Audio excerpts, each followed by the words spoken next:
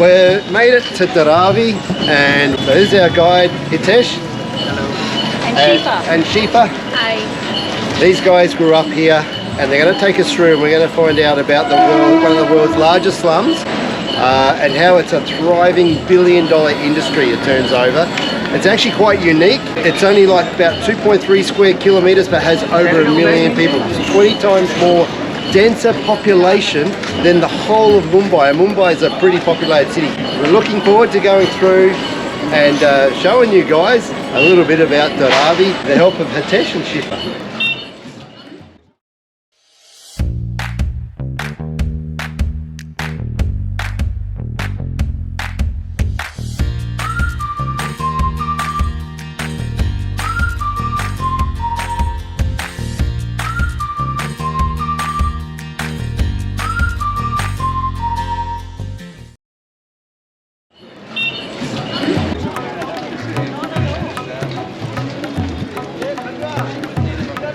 So Dharavi, it was originally a fishing village, I heard.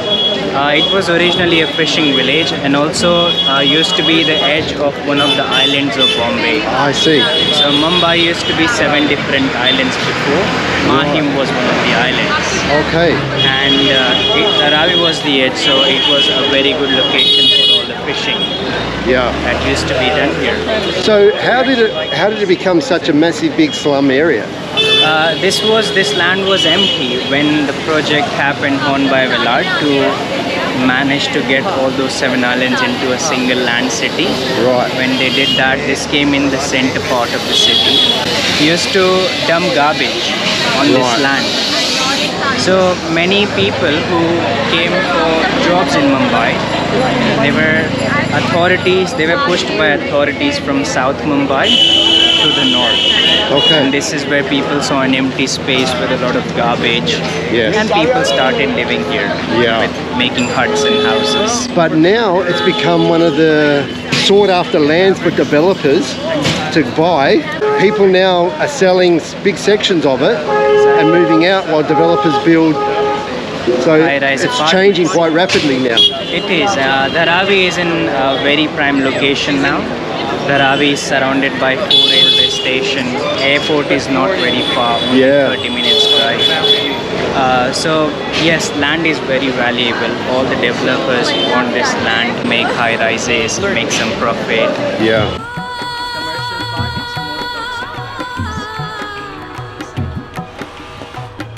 All these bags you see over there, it's all plastic in them. Plastic recycling is the main business of commercial, which is collected from all over the city, from dumping grounds. When people from Dharavi buy plastic, they sort out the plastic according to quality, then crush it using a machine into very small pieces. And also you might be noticing that it's mainly men in this area. That is because people who work in the factories are not from Dharavi. They're coming from small countrysides, from North India mainly, to find a job in Mumbai. Because back in their villages, opportunities and salaries are very less. So families stay back, take care of the farm. Men come here to get a job, send money every month. They make about 400 to 600 rupees per day, which is about 12 to 15,000 a month. Not a lot of money to also live in a city like Mumbai. But a lot of their work is accommodation is provided where they work. Exactly. That's the reason why they could save good amount of money. If they want to rent a property here inside Dharavi, it could be half of their salary. So they asked the factory owners that can we also stay in the factory? Owners allow them. Owners get 24 hours of security for their factories and work is always on time. It's amazing to see how the process of plastic recycling is done.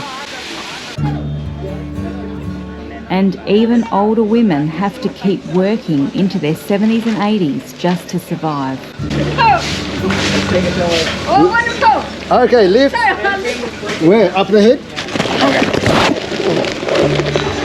ठीक है?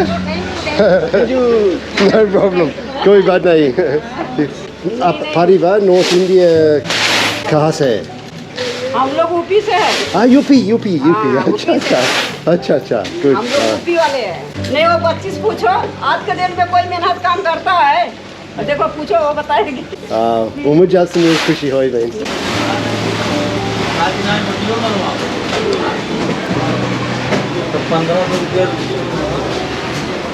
That's unbelievable. Cool that. Yeah. We continue walking through the maze of narrow streets and alleyways, which is filled with sweatshops and manufactory plants.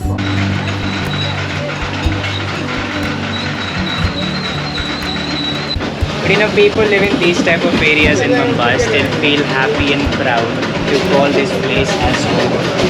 Because there are so many people in Mumbai living on the street with nothing. People on the street, just a tarp sheet on the head, no electricity, no water, no sanitation facility. Not sure whether they get food today or not. Here, at least people have a small house, a job to do, and nobody in Dharavi sleeps empty stomach. Even if I don't have food at home, my neighbors will look after me. So there is poverty in this neighborhood, but there is a strong sense of community. People look out for each other. I heard one of the good saying Shakespeare said. He said, "I cried when I had no shoes, but I stopped crying when I saw a man without legs." People understand that, and they feel happy in what they have. Can you guess which animal? Crocodile. Crocodile. Has that texture. I don't know why. Oh, constrictors. This is a water buffalo. Water buffalo. Really? Yeah, made to look like crocodile or snake. Ah, trick pattern. With this, yeah, so that's the texture plate. These plates are put in the machine. They heat up the plate, press it, and it comes out like crocodile, snakes, dinosaurs. But if you see any leather jacket or a bag with an alligator print, it's probably fake because wild animal skins are banned in India. So we just give out the textures. Yeah. Majority India uses goat, sheep and water buffalo. Yes, majority India cow slaughtering is banned. These are goat skins. Can I film? Yes. So before it goes in the ironing machine, see how creased it is? And then they put it in, and after it goes through, it's smooth as like this. No creases whatsoever. Wow. Good luck. बहुत शुक्रिया भाई. बहुत शुक्रिया. Thank you. Right next to the tannery factory is the leather shop. Here is where the finished leather is used to make shoes, belts, wallets, leather jackets and many different types of bags. From here, it's sold and shipped all over the world. The name Dharavi has negative connotations across India, but now the younger generation is starting to realise that Dharavi isn't a slum anymore. It's a massive industry. So you can see they've got their own logo, their own brand. Dharavi, made in Dharavi.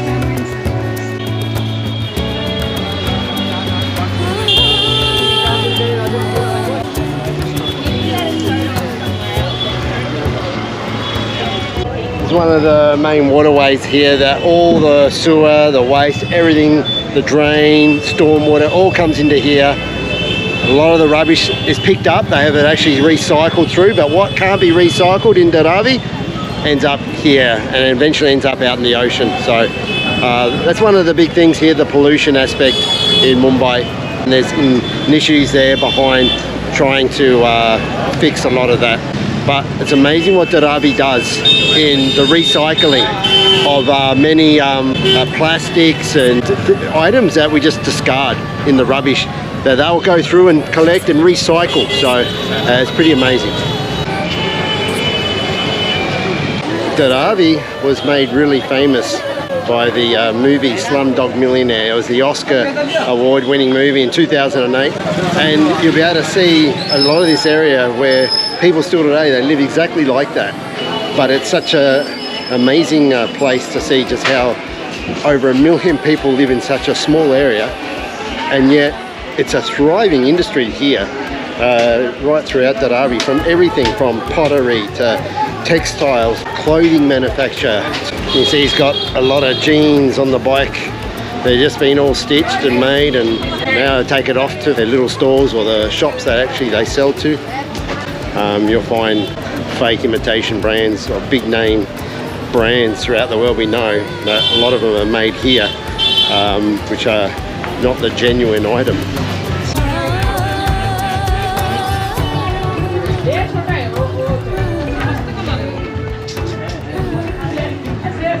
It's called Kumbhar Wada. Kumbhar meaning a potter.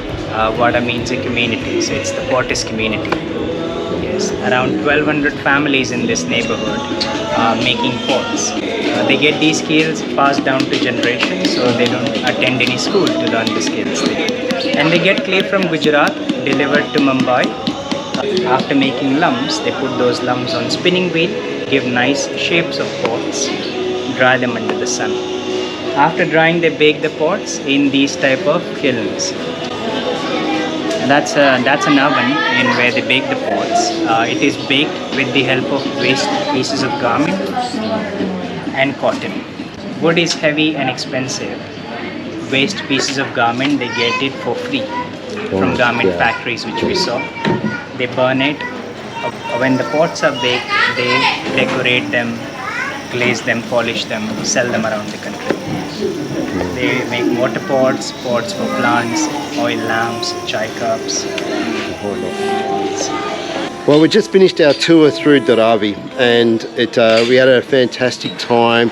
So I just want to catch up with the owner of the tour company, Reality Tours and Travel, here in Dharavi. Krishna's his name. Let's go and meet him. Krishna, how did this all start? How did the tour company start here of Dharavi? I'm one of the founders of the organization, and my business partner, he's from UK. And he, in 2005, he went to Brazil, and there some people were organizing little kind of, the slum tours. And so he told me, can we do something similar in Mumbai? And initially when he said that, I was like, really? A slum tour? Who want to do it, right? All my friends, they laughed at me. They said, you and Chris gone crazy. What the hell are you trying to do? If you go inside the Dharavi, you will not come out of it. Now you see Tim, he came out of Dharavi. I'm out safe. It is like a massive maze through there. Yeah. You've got to get a guy going through there. I used to walk with the marker pen in my hand to design the routes, where to go, go in and where to come out. Because we lost a lot of people. I don't know how you came out, but I still don't know the number. Experienced guy took us through. So we came here, and of course people are reacting. I came with my business partner, my friend. So people are like, hey, why the hell you are here with this guy? Take him to Gateway of India, take him to Malabar Hill, all these nice places of Mumbai. So we discussed with the people, and I was like, why you think we should not be here, right? And then they are like, okay, they will come, they take photos, go back to the country and say, look at India, poor India, hungry India. And I used to cross question them. Why? Okay, who you are? What about you? And tell about, oh no, look at my factory, how many people are working, see how many people, how much of, see the quantity of plastic every day we recycle. Look at the air conditioning in my house. All these things. That's an amazing thing, though. Like, people want to see that. Exactly. They want to see how people survive here. Exactly. Then I used to tell them, hey, this is exactly we want to show the people to change the negative image which people have in general towards the slum. And we want to raise the funds for the community projects. Good. Imagine, we started it when there was no Google. Right, when there was no YouTube. Yeah, correct. We started it when there was no WhatsApp, no Instagram, no Facebook. We made some flyers, just a flyer, and we were giving it on the streets of Colaba where a lot of tourists come. Right? And you can't even believe there are people who threw the flyers on the face. Wow. They're slumped, what you doing? That. And now we take about 20,000 people, pre-COVID. We take about 20,000 people on all the tours we do in India. Not only the slum tour, we do street food tour, we do the public transport tour, we do bicycle tour, the village tour. We are also based in Delhi as well. And why we do it? 80% of the tours profit we put back to the community through our NGO with our educational project, and some of them you have seen already. So this is what we do. Basically, we try to raise the funds for our projects. The business has been a success. The community's seen the positivity of having foreigners come and see that. Now the business, how many guides do you have now? I think we have about 14 or 15 tour guides right now. So the tours, how many people on average would you take through Dharavi a year? To Dharavi, approximately 20,000 people a year, right? Or the local tours, our day tours in Mumbai and Delhi. The mentality thinking slums is like as if it's, people are extremely poor. But it's a $1 billion industry. So there are obviously rich businesses in here and there's poor people, but the community itself is very functioning, like pretty amazing when you see it. Of course, there are issues. You see the electricity wires hanging everywhere. Sanitation issues are there. But same time, there is a huge sense of community. This is exactly we are trying to show, and this is exactly we are trying to do. Change the negative image which people have towards the slum in general. See, when you think about a slum, what comes in your mind? Poverty, people doing nothing, sitting around, high crime, children doesn't go to school, begging. Did anybody beg on your? No, because it is a place where people live with their own prestige, own sense of community. So that's the side we are trying to show and change the mindset of people towards Islam. And that's part of it. We've captured, people are happy. We captured the kids, they were smiling, they're waving to us. And many people were very accommodating and wanting to us to take photos and film them and in their businesses. So we see that. There was no begging, there was nothing like that. But I think the thing for us is we think slum. But the word slum is probably an incorrect term to be used for here because it's changed to what it really is a slum. What's a slum? Where it's not, it's illegal.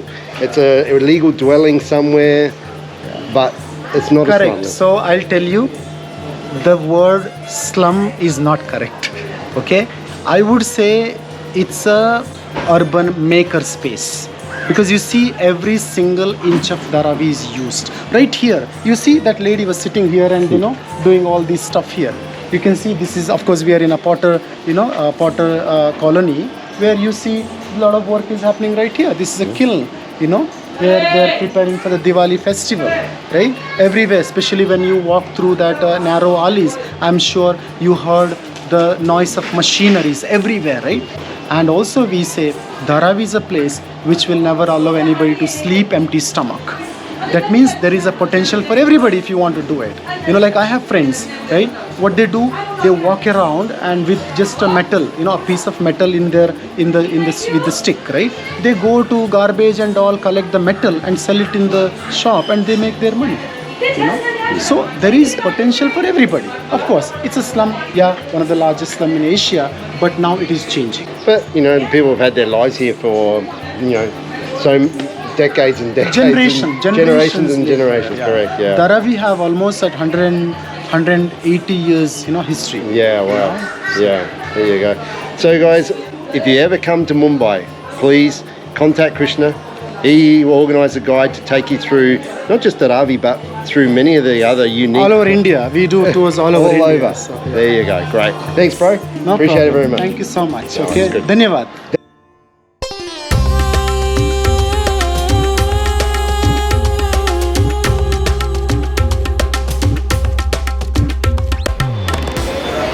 Well, we've come to Dhobi Ghat, is in the Guinness Book of Records as the largest open-air laundromat in the world.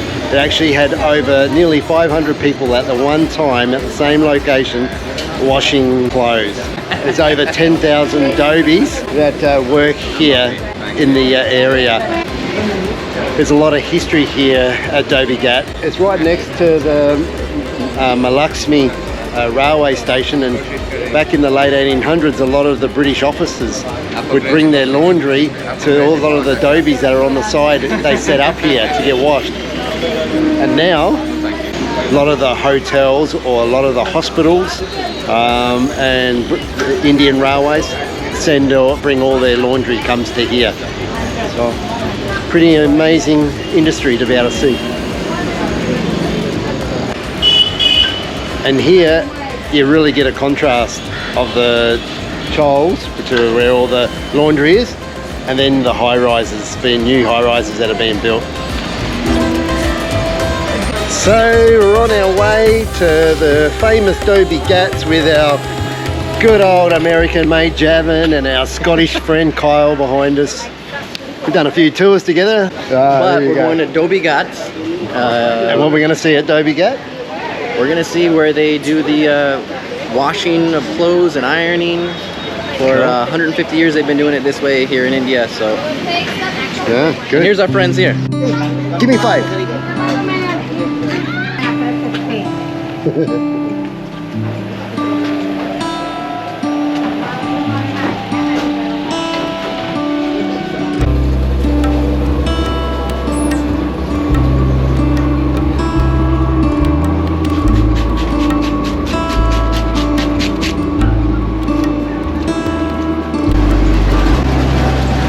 Now we've come inside the Dobie Gats. We're going to have a first-hand look. We've got a private guide. Aapka naam kya hai, bhai? Vishal. Vishal. So Vishal's our guide for the Dobie Gats. They are taking the cloth from the market. First step, they will write the number. So they will know which cloth, which customer, they will write the number. Ah, we were wondering about that. Yeah. The number stays. Yeah, it stays. It will not remove. Not new. Because it will hide. When you wear, it will hide. It will not show. Yeah. So they will put all the clothes to the market. Now, how much does the customer pay Per cloth 25 rupees. So minimum market has there. for one item? One item. 25. Yeah. And that's for wash, dry, iron, so Pick up, drop all. Ah, very good. But your customers come from where? They will go. They have like a railway or hospital, local. This clothes like a local market. Okay. And when you see there is a lot of on the top. They are coming from the nearby like a houses, nearby house, so they are giving the clothes.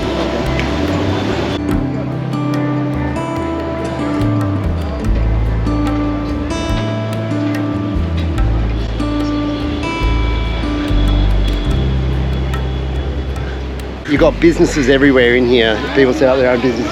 And they're working above each other, different levels of floors, and they're doing different types.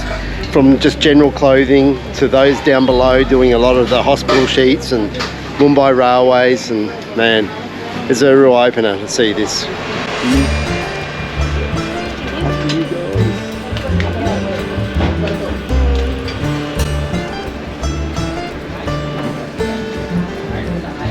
That is the house also here, only for the worker.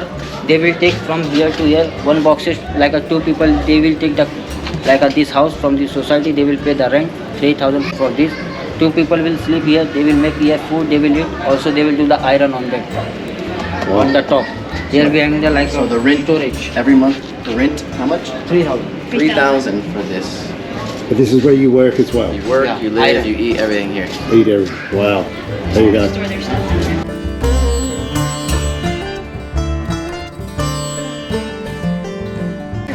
Iron बहुत heavy है ना?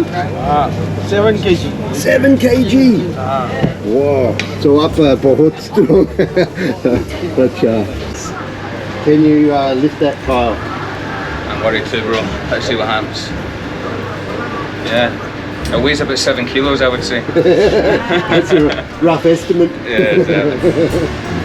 So you have big bicep then? Dobie got 894 chemical boxes like this. How many? 894. 894. Wow. That the whole time they are doing by the hand. And we don't have a dryer, so there is a rope. Instead of putting, we are putting the clothes to the hand. So in the rainy season we can take quickly. We are not putting the packs of it because they are damaged. Right. So on average, every month, an ironing wala or some of the dobies that do the washing will make around 12,000 rupees, which is the equivalent to maybe 220 Australian dollars, $180 US a month. But that's all their expenses taking out of that. That's what they're left with, about 12,000 rupees a month. But they live here, they work here, and then once every few months they may go back to their village and see their family and that. Then they come back here and just work and live here. But then you've got the other extreme, the new high rises behind me. That's around anywhere 1.5 to 2 lakh a month for a 2-bedroom, 2-bathroom. So it's just crazy, the two extremes from that, the high rises, to how people are living here.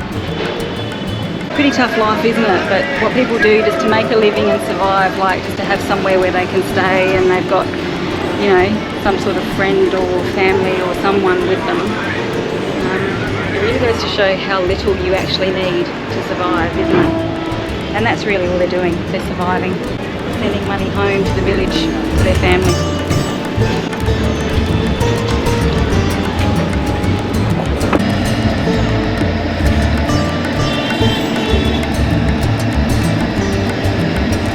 How's your chai, guys? Hotta cha. The hotta chai? Badhiya. The hotta chai. Yeah, exactly. Yeah.